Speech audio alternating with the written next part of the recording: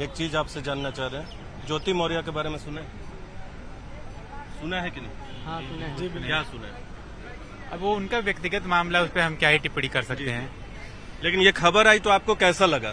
देखिए, जो भी हुआ अभी तक, जो तथ्य हम सामने आए उसके हिसाब से तो लग रहा है कि ज्योति मौर्य ने गलत किया है, लेकिन हम किसी के व्यक्तिगत लाइफ पे हम टिप्पणी नहीं कर सकते ना क्या मैटर था, क्योंकि हम दोनों पहलुओं को भी नहीं जान रहे हैं तो ना ही जानने की बहुत पूरी तरह से कोशिश की, तो इस पे हम एक मत नहीं दे सकते अपना। जी आप सुने?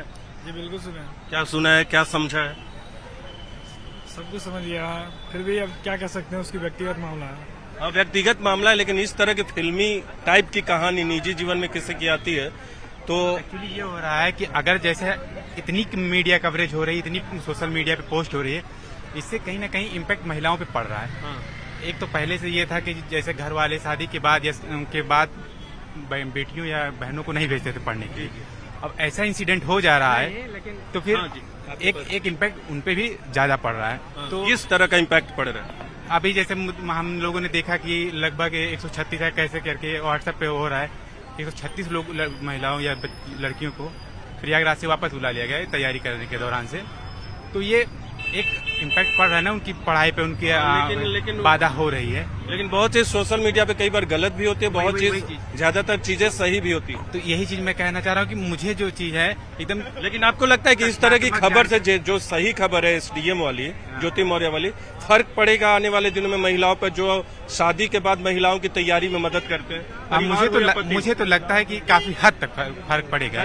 आप कुछ कहना चाह रहे हैं? देखिए, इससे फर्क तो पड़ रहा है, लेकिन जागरूक समाज, सशक्त समाज, दूरदर्शी समाज को यह देखना चाहिए कि इससे बहुत से महिलाओं के साथ भविष्य में गलत होगा।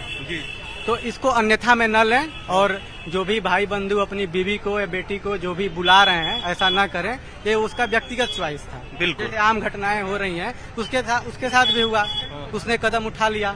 इससे ऐसा नहीं है कि हजारों हमारी बहनें जो शादीशुदा हैं अपने पति के मतलब पर आश्रित होकर जो पढ़ाई कर रही हैं वो करें, और उनको भी उन पर विश्वास होना चाहिए, इससे उन्हें अविश्वासी नहीं होना चाहिए इसको लेकर के, और थोड़ा दूरदर्शिता अपने अंदर रखनी चाहिए। बहुत सी लड़कियां तेज होती हैं, शादी के बाद चाहती हैं पढ़ाई करना, यहाँ पति ने पढ़ाया, दूसरे परिवार वाले पढ़ाते हैं, तो आपको लगता है कि इस तरह की घटना के सामने आने के बाद ऐसी महिलाओं को मदद करने वालों में कमी आएगी, परिवार के स्तर पे या पति के स्तर पे? जी बिल्कुल आएगी कमी, इसमें क्या कह सकते हैं। क्या कहते? और कुछ लोगों से पूछते हैं, आपने सुना है समाज साहित्य का दर्पण होता है, ऐसा सही बात है। जो भी घटनाएं घटित हो रही हैं हमारे आवरण में, उनका समाज पर तो इम्पैक्ट पड़ता ही है, लेकिन समाज के जागरूक लोगों को यह समझना है कि ये कहाँ तक सही है। कहाँ तक सही है? ज्योति मौर्य के बारे में आपने सुना, क्या क्या सुना है ये बताइए। ज्योति मौर्य का सुना है कि उनके पति ने मेहनत करके सफाई कर्मी होने के बावजूद उनको एक इतने बड़े पद पर पहुंचाया है। उन्होंने नारी का पूरी मदद की है उनको आगे बढ़ने में, और उसके बावजूद एक महिला इस तरह से बिहेव कर रही है अपने पति के साथ। आज उनका एक नया वीडियो मैंने देखा था, तो उसमें हो रहा है कि वो जाति सूचक शब्दों का इस्तेमाल कर रही है। उससे इनकार भी किया है, लेकिन नहीं इनकार क्या, उनका सीधा वीडियो है, एक जाति सूचक शब्द जो उस कास्ट से हैं वो उन्होंने यूज किया है। उसमें इम्पैक्ट ये है कि एक एसडीएम के पद पे आप होने के बावजूद जाति सूचक शब्दों का इस्तेमाल कर रहे हो, आप समाज के लिए क्या करोगे? ऐसे सेवकों की क्या जरूरत है, और उनको हटाना बिल्कुल चाहिए। मैं तो कह रहा हूँ उनको निरस्त कर दें उनके। लेकिन कई लोग कह रहे हैं, आप ही के साथी हैं यहाँ, वो कह रहे हैं कि ये निजी मामला है, अपने चॉइस का मामला है।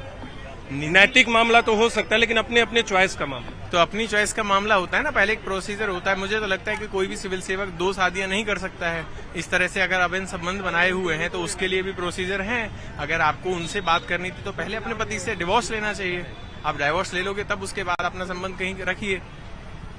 और आप एक सेवक, सिविल सेवक होने के बावजूद, लेकिन अगर सामाजिक तौर पे देखे, पारिवारिक तौर पे देखे, इसका इफेक्ट पड़ेगा महिलाओं पे जो शादी के बाद चाहती हैं कि पढ़े, परिवार वाले मदद करें, पति मदद करे?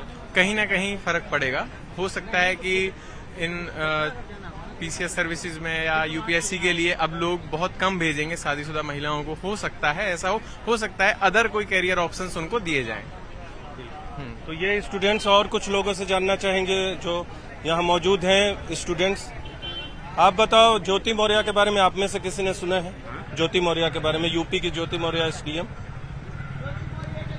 ज्योति मौर्य के बारे में सुना है? ज्योति मौर्य के बारे में सुना है? नहीं सुना। यूपी की जो एसडीएम है उनके बारे में नहीं हाँ सुने थे। सुना है? क्या सुना है?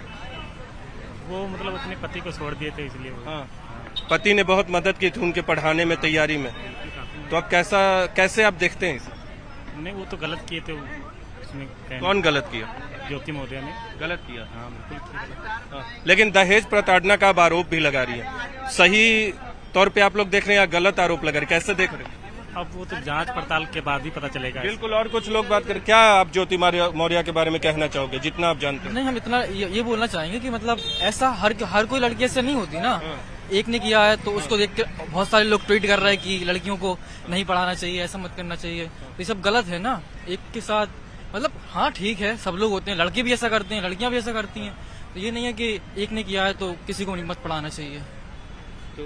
तो क्या ऐसे इस तरह के मामले सामने आने के बाद आपको लगता है कि परिवार पे इसका असर पड़ेगा, ऐसी महिलाओं की तैयारी पे असर पड़ेगा आने वाले? हाँ, असर तो पड़ेगा ही ना, वो तो है। ऐसे कोई कर देता है, ऐसे कोई कम्युनिटी है तो उस कम्युनिटी के लोग भी कुछ कर देते हैं, तो टारगेट सीधा सबको, पूरी कम्युनिटी को किया जाता है। तो ऐसे ही इसमें भी है।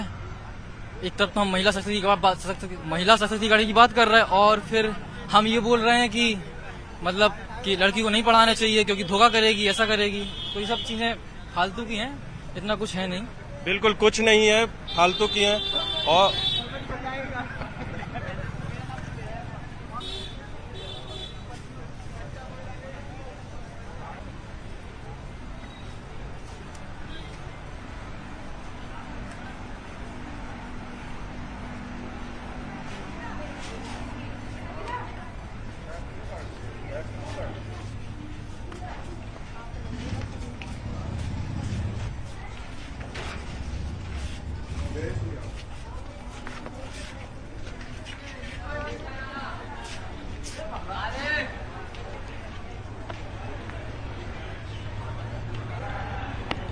ये स्टूडेंट्स हैं आप लोग यहाँ। ज्योति मौर्य के बारे में सुना? यूपी की ज्योति मौर्य एसडीएम थी जिसने अपने पति, क्या सुना है? सुनकर कैसा लगा? सुन के तो बस यही सुना था कि उन्होंने कुछ अपने हस्बैंड के साथ, हस्बैंड ने उनकी पढ़ाई लिखाई के लिए कुछ किया था। इधर पिछले कई दिनों से सुर्खियों में छाई उत्तर प्रदेश की पीसीएस अधिकारी ज्योति मौर्य और उनके पति आलोक मौर्य। इतना ही सिर्फ सोशल मीडिया सुना था, लेकिन उनका पक्ष। लेकिन आप लोग तैयारी करते हैं, कैसा लगा इस तरह की पहली बार जब खबर आई तो? नहीं मतलब जैसे मेरे कहने का मतलब कि हमें दोनों पक्ष को देखना चाहिए कि एक महिला के पक्ष का भी देखना चाहिए, महिला का पक्ष क्या है, पुरुष का पक्ष क्या है।